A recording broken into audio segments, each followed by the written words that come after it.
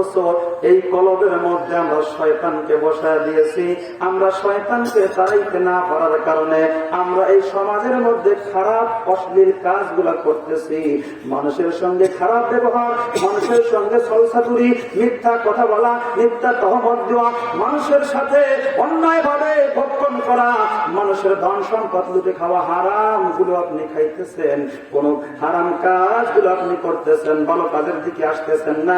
বুঝতে হবে আপনার কলবের মধ্যে আল্লাহ নাই, কলবের মধ্যে শয়তান।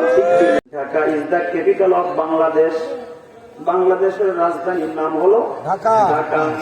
এই ঢাকার মধ্যে বসে বসে সারা বাংলাদেশকে নিয়ন্ত্রণ করা যায়। ক্যাপিটাল, রাজধানী যাকে বলা হয়।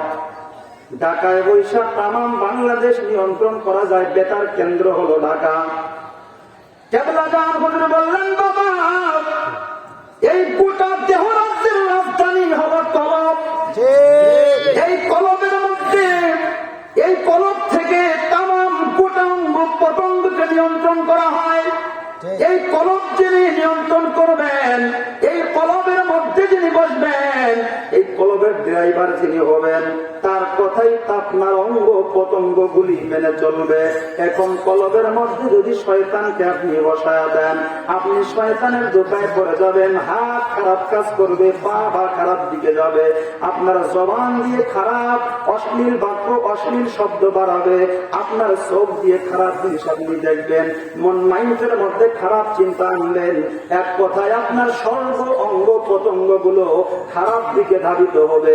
কলবের মধ্যে যদি শয়তান আপনাকে ধোঁকা দেয়, আপনার কলবের মধ্যে যদি শয়তান বসে যায়, এজন্য কেবলাদান বললেন, বাবা এই কলবের থেকে শয়তানকে তাড়ায়া, এই কলবের মধ্যে আমার আল্লাহ তাআলাকে বসায়া, এই কলবকে জাগ্রত করে তোমরা যদি আল্লাহ তাআলাকে আল্লাহ বলে ডাক দিতে পারো, তোমরা আল্লাহ তাআলার সান্নিধ্য লাভ করতে পারবে। এই কলবের মধ্যে আল্লাহকে বসাইতে হবে। কলবের মধ্যে যখন আল্লাহ বসে যাবে, আপনার হাত ভালো কাজ করবে, আপনার পা ভালো দিকে যাবে, জবান ভালো কথা বলবে, মিথ্যা বলবে না, জবান দিয়ে জিকির হবে, কোরআন তেলাওয়াত হবে, আপনার চোখ দিয়ে ভালো জিনিস দেখবেন, কোরআনের আয়াত আপনি দেখবেন, খারাপ জিনিস দেখবেন না, মন মাইন্ডের মধ্যে খারাপ চিন্তা আসবে না, ভালো চিন্তা আসবে। আপনি এই মাহফিল হচ্ছে, মাহফিলের বিরোধিতা করতে পারবেন না।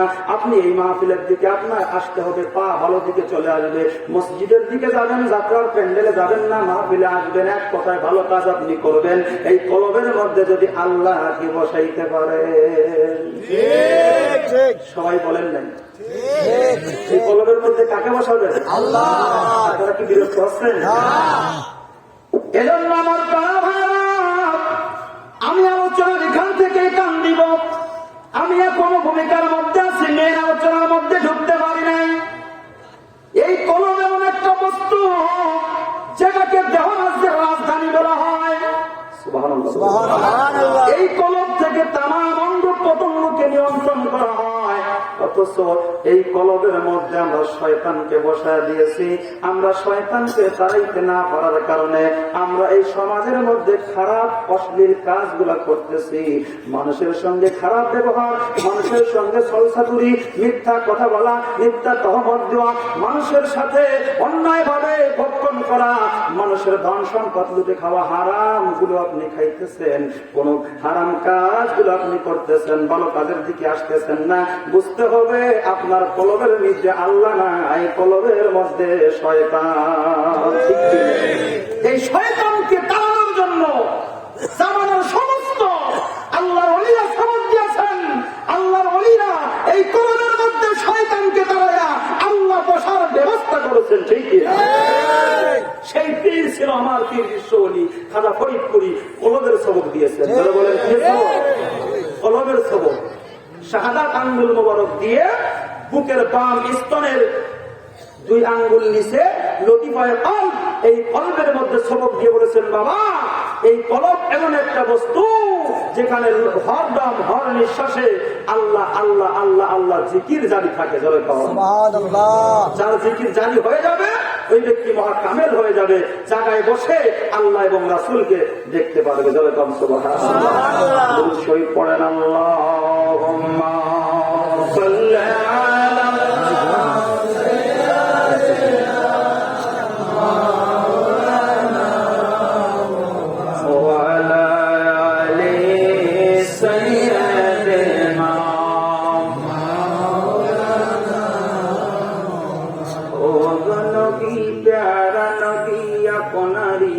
ঘর, যেথায় গেলে একবার যেতে চায় বারবার।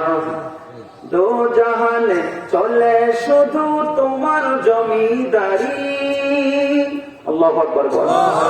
দো জাহানে চলে শুধু তোমার জমিদারি, আমার আল্লাহ সব কিছুর মালিক, তুমি বন্টনকারী, আমরা তোমার ভিখারি, আমরা তোমার ভিখারি, বলো তোমার ভিখারি, আমরা তোমার ভিখারি। ও নবী প্যারা নবী আপনারই দরবার, যেথায় গেলে একবার যেতে চাই বারবার। মন যেতে চায় কি চায় না? আর বলেন চায় কি চায় না? ও নবী প্যারা নবী আপনারই দরবার, যেথায় গেলে একবার যেতে চায় বারবার। দো জাহানে চলে শুধু তোমার জমিদারি, আমার আল্লাহ সব কিছুর মালিক, তুমি বন্টনকারী, আমরা তোমার ভিখারি, আমরা তোমার ভিখারি। ঠিক কিনা? তোমার ক্ষমতা চলে আসমানে, শুধু জমিনে নয়। আল্লাহু আকবার বলেন। আমার নবীর ক্ষমতা কি শুধু জমিনে না, আসমানেও আছে কি না? আছে। অনেকেই কয় নবী আমাদের মতো মানুষ, আমার নবী কি আমাদের মতো মানুষ না? নবী যে মরণের নবী আমার মতো নয়, আমার মতো মানুষ নবী মুনাফিকে কয়, বলে না আমার মতো মানুষ নবী মুনাফিকে কয়। বলবেন দলিল কি? আল্লাহ কয় ওয়ালা ইন আতাতুম বাশারাম মিথলাকুম ইন্নাকুম ইযাল লাখাসিরুন।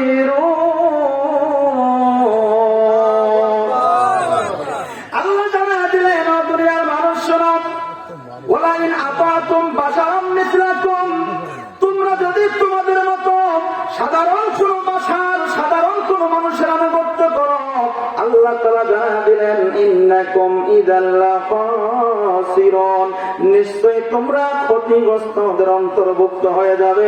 এই ক্ষতিগ্রস্ত আল্লাহর ক্ষতিগ্রস্ত, এটা যেন তেন ক্ষতিগ্রস্ত নয়, ইহকাল পরকাল বরবাদ হয়ে যাবে। যারা কোন আল্লাহু আকবার।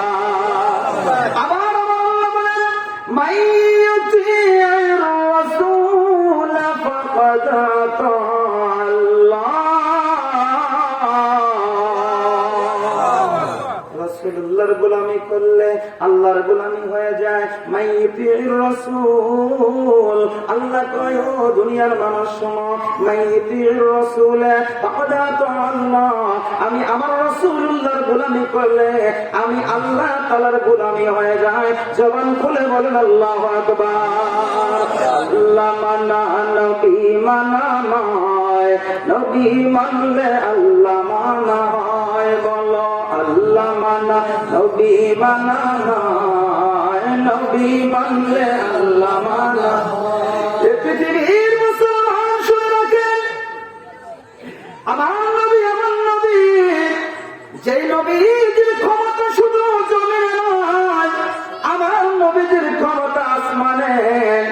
আমার নবীজি অন্যতম সাহাবী, আহলে বাইতের অন্যতম সদস্য মাওলা আলীর কোলের মধ্যে, উরুর মধ্যে আমার নবীজি আসরের নামাজ আদায় করে শুয়ে আছেন। প্রিয় নবীজি নামাজ আদায় করলেন, মাওলা আলী নামাজ আদায় করেন নাই। প্রতিমধ্যে আমার নবীজি ঘুমিয়ে আছে। মাওলা আলী চিন্তা করলেন, নবীজি তো নামাজ আদায় করছেন, আমি তো নামাজ পড়তে পারি নাই, কি করব? নামাজের সময় চলে যাইতেছে, একদিকে নামাজ আর একদিকে নবী, কোনটা সারি আর কোনটা ধরি? আল্লাহু আকবার। মাওলা আলী চিন্তা করেন, একদিকে নামাজ আর একদিকে নবী, কোনটা সারি আর কোনটা ধরি? মাওলা আলী চিন্তা করলেন, ওরে যেই নামাজ নবী না আসলে পাইতাম না। আরে যেই নবী না আসলে এই জমিনে আমরা আসতাম না। এটা যেই নবী না আসলে 18,000 আলম সৃষ্টি জগতের কোন কিছু আমার আল্লাহ তাআলা বানাইতেন না। লাউলা কালামা খলাকুল আফলাক, যার কারণে গত সৃজনরে দেখো চন্দ্র সূর্য তারা শূন্য ভরে আছে। চলনি চল ধরা যাবে নবী পদমিনে ভাব সবই মিশে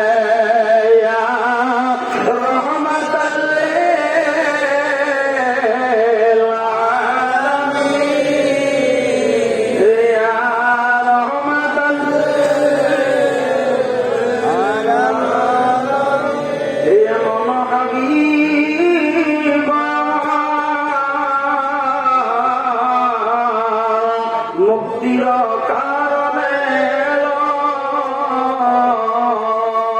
ও পাতের পরে নবী পাপীদের না ভুলিল রহমতাল লিল আলামিন।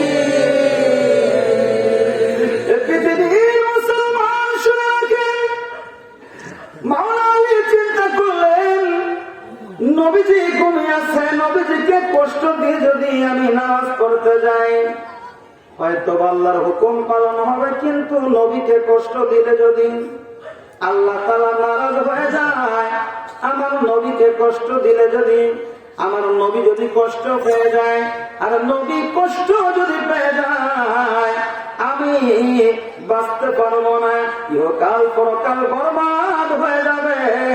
নামাজ ছেড়ে দিব কিন্তু নবীকে কষ্ট দিব না।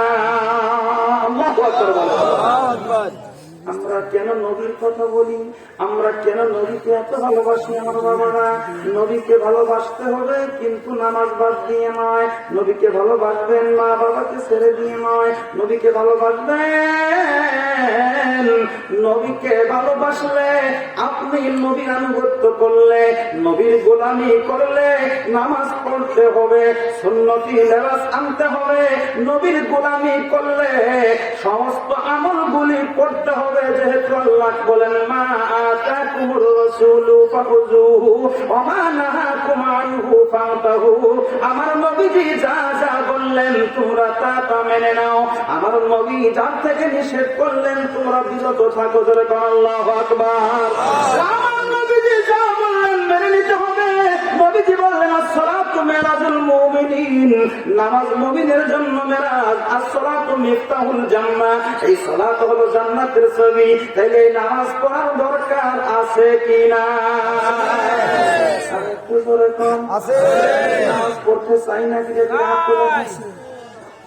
সবাই শান্তির সাথে আল্লাহু আকবার। আমার প্রিয় ভাইরা, মাওলা আলী নামাজ ছেড়ে দিলেন, নবীকে ডাক দিলেন না। আমার নবীজি ঘুম মোবারক ভেঙে গেল, ডাক দিয়ে কয় ও আলী, মনটা কেন মলিন দেখা যায়, তুমি কেন কান্দ? মাওলা আলী ডাক দিয়ে কয় ইয়া রাসূলুল্লাহ, ইয়া হাবিবাল্লাহ, নবী গো, নামাজ আপনি আদায় করে ঘুমাইছেন, আমি আলী নামাজ পড়তে পারি নাই। ইয়া রাসূলুল্লাহ, নবী গো, নামাজের মহব্বত চোখ দিয়ে পানি এসেছে, কিন্তু ওই নামাজ পড়ার জন্য আপনি নবীকে আমি ডাক দেয় নাই। যদি আপনি কষ্ট পেয়ে যান হয়তো বা আল্লাহ নারাজ হয়ে যাবে। আল্লাহু আকবার। আমার নবী ডাক দিয়ে কয় আলী,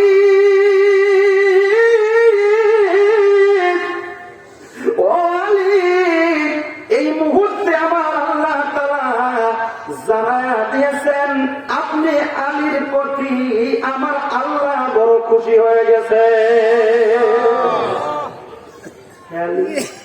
যে ভালোবাসাটা দেখাইছো আমিও বড় খুশি।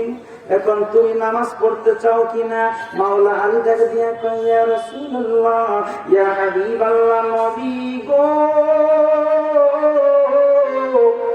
নামাজ তো পড়তেই চাই, কিন্তু নামাজের সময় তো আর এখন নাই। সূর্য ডুবে গেছে, সূর্য ডুবলে নামাজের অক্ত থাকে না। ইয়া রাসূলুল্লাহ, নবী গো, অক্ত নাই, সময় নাই। আল্লাহ নবী কাছে দিয়া কয়, আলী, নামাজ যদি পড়তে চাও, নামাজের সময়ের ব্যবস্থা আমি নবী করে দিব। আমার নবীজি পবিত্র শাহাদাত আঙ্গুল মোবারক, সুবহানাল্লাহ বলেন,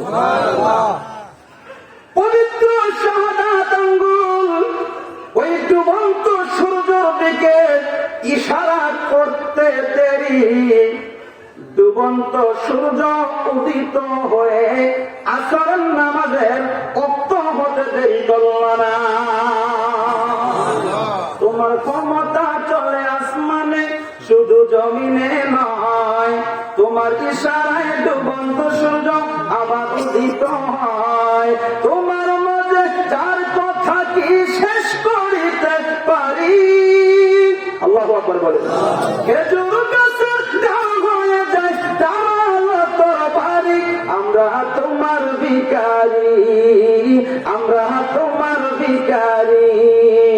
ও নবী, প্যারা নবী, আপনারই দরবার, যেথায় গেলে একবার যেতে চায় বারবার। দু জাহানে চলে শুধু তোমার জমিদারি। আল্লাহু আকবার বলেন। ওই নবীর ক্ষমতা আছে না নাই? আছে। আরেকটু জোরে কোন আছে। অনেকেই কয় নবী তো আমাদের মতো মানুষ আছে কিনা? সময় তো সংক্ষিপ্ত, কোন দিকে যাব লম্বা আলোচনা করতে পারবো না।